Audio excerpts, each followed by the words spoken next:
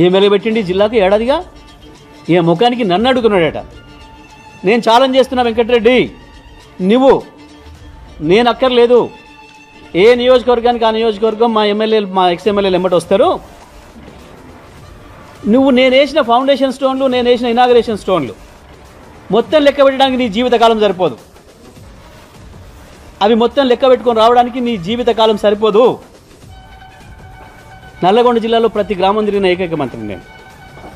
నాకు నీలాగా లేని అబద్ధాలు చెప్పి కోతలు కోసే అలవాటు లేదు. నేను మౌనంగా పనిచేసుకుంటూ పోయినా. నీ చిల్లర మాటలకు చిల్లర చేసినా కూడా నేను రియాక్ట్ కాలే మంత్రిగా ఉన్న కాలంలో. ఇవాళ కూడా ఏడాది కాలంగా నేను ఎప్పుడు కూడా కాలే. నీ చిల్లర మాటలు నేను పట్టించుకోలే. ఇవాళ ప్రపంచం గుర్తించింది నువ్వు సోయి లేకుండా మాట్లాడతావని, కానీ నాకు ఎప్పటి నుంచో తెలుసు నీ సంగతి. అందుకే నేను ఎన్నడూ పట్టించుకోలే. కానీ ఇవాళ నువ్వు మంత్రిగా ఉన్నావు కాబట్టి మాట్లాడాల్సి వస్తుంది. నువ్వు సిగ్గు లేకుండా మాట్లాడిన మాటలు, సోయి లేకుండా మాట్లాడిన మాటలు.